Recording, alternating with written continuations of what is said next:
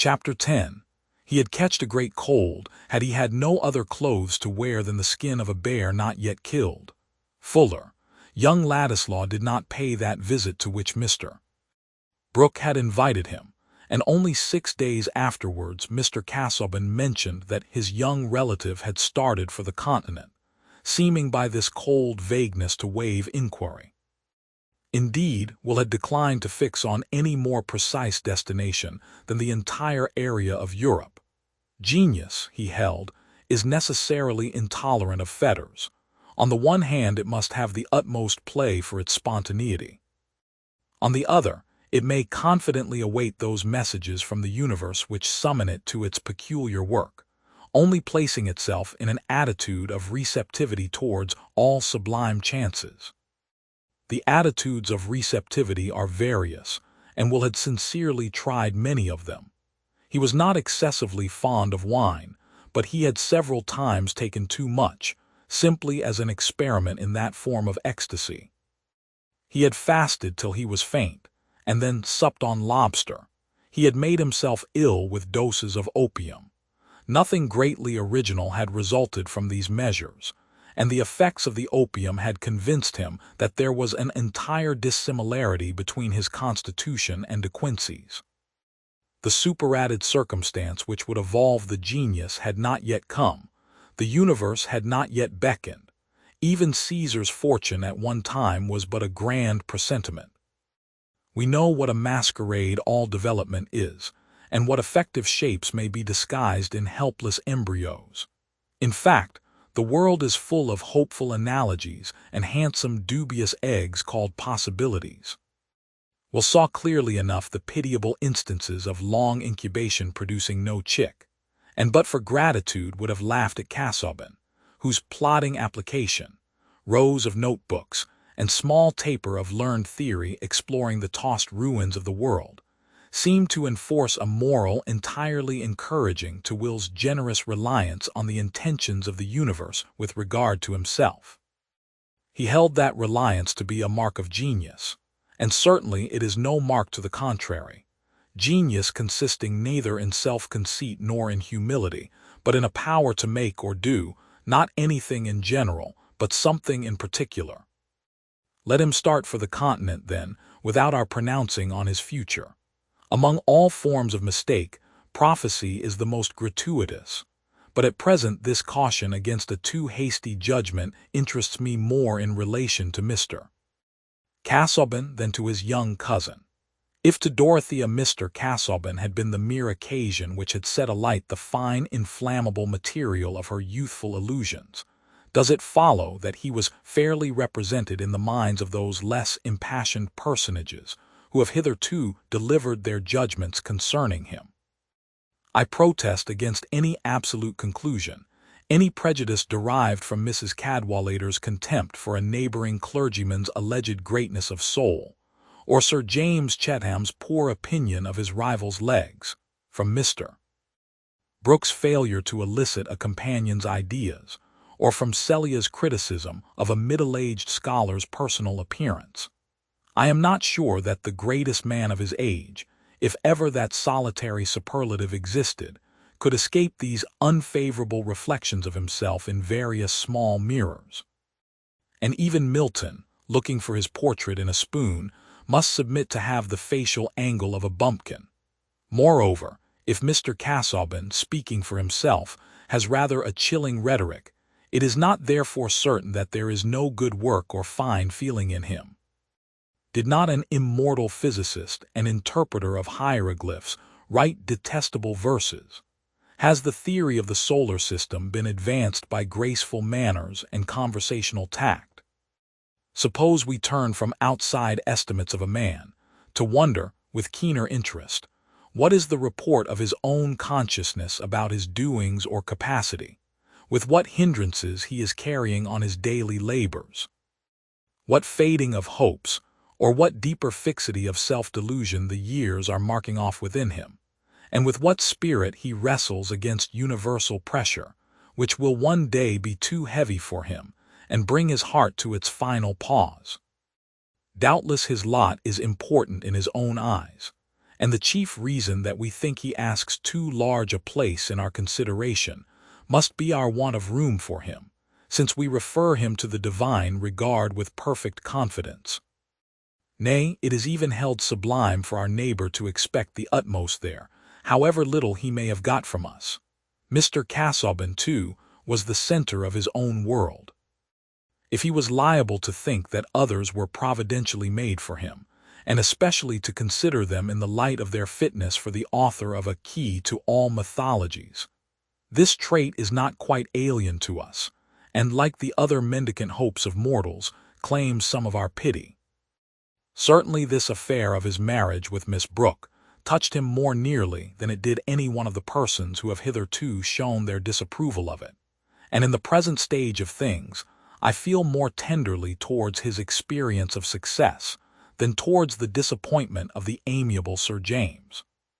For in truth, as the day fixed for his marriage came nearer, Mr. Casaubon did not find his spirits rising, nor did the contemplation of that matrimonial garden scene, where, as all experience showed, the path was to be bordered with flowers, prove persistently more enchanting to him than the accustomed vaults where he walked taper in hand. He did not confess to himself, still less could he have breathed to another, his surprise that though he had won a lovely and noble-hearted girl, he had not won delight, which he had also regarded as an object to be found by search. It is true that he knew all the classical passages implying the contrary, but knowing classical passages, we find, is a mode of motion, which explains why they leave so little extra force for their personal application. Poor Mr. Casaubon had imagined that his long, studious bachelorhood had stored up for him a compound interest of enjoyment, and that large drafts on his affections would not fail to be honored. For we all of us, grave or light, get our thoughts entangled in metaphors and act fatally on the strength of them. And now he was in danger of being saddened by the very conviction that his circumstances were unusually happy. There was nothing external by which he could account for a certain blankness of sensibility, which came over him just when his expectant gladness should have been most lively, just when he exchanged the accustomed dullness of his Lowick library for his visits to the Grange. Here was a weary experience in which he was as utterly condemned to loneliness as in the despair which sometimes threatened him while toiling in the morass of authorship, without seeming nearer to the goal. And his was that worst loneliness which would shrink from sympathy. He could not but wish that Dorothea should think him not less happy than the world would expect her successful suitor to be. And in relation to his authorship he leaned on her young trust and veneration. He liked to draw forth her fresh interest in listening, as a means of encouragement to himself.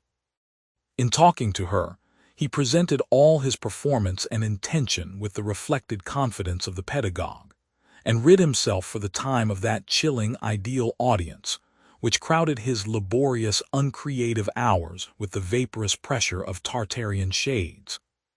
For to Dorothea, after that toy-box history of the world adapted to young ladies which had made the chief part of her education, Mr. Casaubon's talk about his great book was full of new vistas.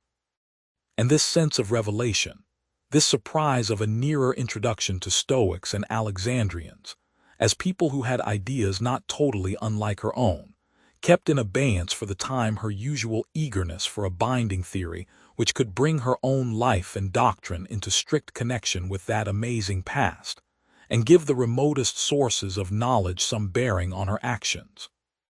That more complete teaching would come. Mr. Casaubon would tell her all that. She was looking forward to higher initiation in ideas, as she was looking forward to marriage, and blending her dim conceptions of both. It would be a great mistake to suppose that Dorothea would have cared about any share in Mr. Casaubon's learning as mere accomplishment. For though opinion in the neighborhood of Freshitt and Tipton had pronounced her clever, that epithet would not have described her to circles in whose more precise vocabulary cleverness implies mere aptitude for knowing and doing, apart from character. All her eagerness for acquirement lay within that full current of sympathetic motive in which her ideas and impulses were habitually swept along. She did not want to deck herself with knowledge, to wear it loose from the nerves and blood that fed her action. And if she had written a book, she must have done it as Saint Teresa did, under the command of an authority that constrained her conscience, but something she yearned for by which her life might be filled with action at once rational and ardent. And since the time was gone by for guiding visions and spiritual directors, since prayer heightened yearning but not instruction, what lamp was there but knowledge? Surely learned men kept the only oil, and who more learned than Mr. Casaubon? Thus, in these brief weeks, Dorothea's joyous, grateful expectation was unbroken, and however her lover might occasionally be conscious of flatness, he could never refer it to any slackening of her affectionate interest. The season was mild enough to encourage the project of extending the wedding journey as far as Rome, and Mr. Casaubon was anxious for this, because he wished to inspect some manuscripts in the Vatican. "I still regret that your sister is not to accompany us," he said one morning, some time after it had been ascertained that Celia objected to go, and that Dorothea did not wish for her companionship.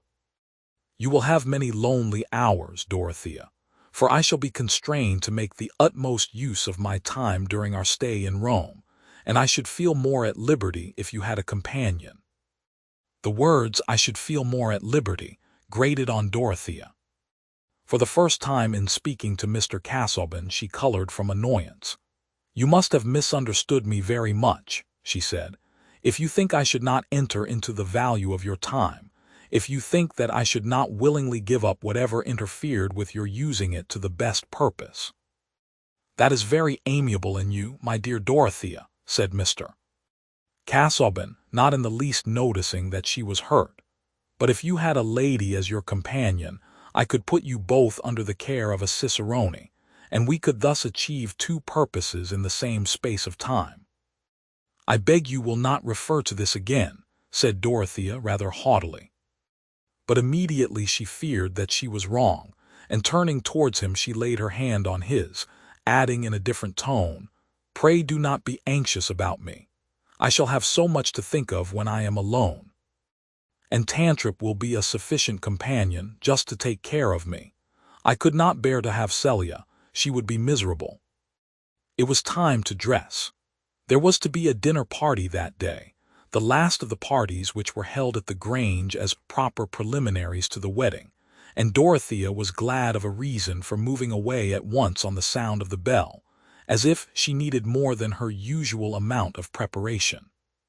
She was ashamed of being irritated from some cause she could not define even to herself, for though she had no intention to be untruthful, her reply had not touched the real hurt within her. Mr. Casaubon's words had been quite reasonable, yet they had brought a vague, instantaneous sense of aloofness on his part. "Surely I am in a strangely selfish, weak state of mind," she said to herself. "How can I have a husband who is so much above me, without knowing that he needs me less than I need him?" Having convinced herself that Mr. Casaubon was altogether right, she recovered her equanimity, and was an agreeable image of serene dignity when she came into the drawing-room in her silver-gray dress. The simple lines of her dark brown hair parted over her brow and coiled massively behind, in keeping with the entire absence from her manner and expression of all search after mere effect. Sometimes when Dorothea was in company, there seemed to be as complete an air of repose about her, as if she had been a picture of Santa Barbara looking out from her tower into the clear air. But these intervals of quietude made the energy of her speech and emotion the more remarked when some outward appeal had touched her. She was naturally the subject of many observations this evening, for the dinner party was large and rather more miscellaneous as to the male portion than any which had been held at the Grange since Mr. Brooke's nieces had resided with him, so that the talking was done in duos and trios more or less inharmonious. There was the newly elected mayor of Middlemarch, who happened to be a manufacturer; the philanthropic banker, his brother-in-law, who predominated so much in the town that some called him a Methodist, others a hypocrite, according to the resources of their vocabulary, and there were various professional men. In fact, Mrs. Cadwallader said that Brooke was beginning to treat the Middlemarchers, and that she preferred the farmers at the tithe dinner, who drank her health unpretentiously, and were not ashamed of their grandfather's furniture. For in that part of the country, before reform had done its notable part in developing the political consciousness, there was a clearer distinction of ranks and a dimmer distinction of parties, so that Mr. Brooke's miscellaneous invitations seemed to belong to that general laxity which came from his inordinate travel and habit of taking too much in the form of ideas. Already, as Miss Brooke passed out of the dining room, opportunity was found for some interjectional asides. "A fine woman, Miss Brooke." "An uncommonly fine woman, by God," said Mr. Standish, the old lawyer, who had been so long concerned with the landed gentry that he had become landed himself, and used that oath in a deep-mouthed manner as a sort of armorial bearings, stamping the speech of a man who held a good position. Mr. Bulstrode, the banker, seemed to be addressed, but that gentleman disliked coarseness and profanity, and merely bowed. The remark was taken up by Mr. Chichley, a middle-aged bachelor and coursing celebrity, who had a complexion something like an Easter egg, a few hairs carefully arranged, and a carriage implying the consciousness of a distinguished appearance. "Yes, but not my style of woman. I like a woman who lays herself out a little more to please us. There should be a little filigree about a woman, something of the coquette. A man likes a sort of challenge. The more of a dead set she makes at you, the better." "There's some truth in that," said Mr. Standish, disposed to be genial. "And by God, it's usually the way with them. I suppose it answers some wise ends." "Providence made them so, Bulstrode?" "I should be disposed to refer coquetry to another source," said Mr. Bulstrode. "I should rather refer it to the devil." "Aye, to be sure, there should be a little devil in a woman," said Mr. Chichley, whose study of the fair sex seemed to have been detrimental to his theology. "And I like them blonde, with a certain gait, and a swan neck. Between ourselves, the mayor's daughter is more to my taste than Miss Brooke or Miss Celia either. If I were a marrying man, I should choose Miss Vincy before either of them." "Well, make up," said Mr. Standish jocosely. "You see the middle-aged fellows carry the day." Mr. Chichley shook his head with much meaning. He was not going to incur the certainty of being accepted by the woman he would choose. The Miss Vincy who had the honor of being Mr. Chichley's ideal was of course not present, for Mr. Brooke, always objecting to go too far, would not have chosen that his nieces should meet the daughter of a Middlemarch manufacturer, unless it were on a public occasion. The feminine part of the company included none whom Lady Chetham or Mrs. Cadwallader could object to, for Mrs. Renfrew, the colonel's widow, was not only unexceptionable in point of breeding, but also interesting on the ground of her complaint, which puzzled the doctors, and seemed clearly a case wherein the fullness of professional knowledge might need the supplement of quackery. Lady Chetham, who attributed her own remarkable health to homemade bitters united with constant medical attendance, entered with much exercise of the imagination into Mrs. Renfrew's account of symptoms, and into the amazing futility in her case of all strengthening medicines. "Where can all the strength of those medicines go, my dear?" said the mild but stately dowager, turning to Mrs. Cadwallader reflectively, when Mrs. Renfrew's attention was called away. "It strengthens the disease," said the rector's wife, much too well born not to be an amateur in medicine. "Everything depends on the constitution. Some people make fat, some blood, and some bile. That's my view of the matter, and whatever they take is a sort of grist to the mill." "Then she ought to take medicines that would reduce the disease, you know, if you are right, my dear. And I think what you say is reasonable." "Certainly it is reasonable. You have two sorts of potatoes, fed on the same soil. One of them grows more and more watery." "Ah, like this poor Mrs. Renfrew, that is what I think. Dropsy." There is no swelling yet. It is inward. I should say she ought to take drying medicines, shouldn't a dry hot air bath. Many things might be tried of a drying nature. Let her try a certain person's pamphlets, said Mrs. Cadwallader in an undertone, seeing the gentleman enter. He does not want drying. Who, my dear? Said Lady Chatham, a charming woman, not so quick as to nullify the pleasure of explanation. The bridegroom Casaubon. He has certainly been drying up faster since the engagement. The flame of passion, I suppose. I should think he is far from having a good constitution, said Lady Chatham, with a still deeper undertone. And then his studies, so very dry as you say. Really, by the side of Sir James, he looks like a death's head skinned over for the occasion. Mark my words, in a year from this time that girl will hate him. She looks up to him as an oracle now, and by and by she will be at the other extreme, all flightiness. How very shocking! I fear she is headstrong. But tell me, you know all about him. Is there anything very bad? What is the truth? The truth. He is as bad as the wrong physic, nasty to take and sure to disagree. There could not be anything worse than that, said Lady Chatham, with so vivid a conception of the physic that she seemed to have learned something exact about Mr. Casaubon's disadvantages. However, James will hear nothing against Miss Brooke. He says she is the mirror of women still. That is a generous make-believe of his. Depend upon it, he likes little Celia better, and she appreciates him. I hope you like my little Celia. Certainly, she is fonder of geraniums and seems more docile, though not so fine a figure. But we were talking of physic. Tell me about this new young surgeon, Mr. Lydgate. I am told he is wonderfully clever. He certainly looks it, a fine brow indeed. He is a gentleman. I heard him talking to Humphrey. He talks well. Yes, Mr. Brooke says he is one of the Lydgates of Northumberland, really well connected.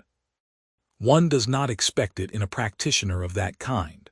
For my own part, I like a medical man more on a footing with the servants. They are often all the cleverer. I assure you I found poor Hicks's judgment unfailing.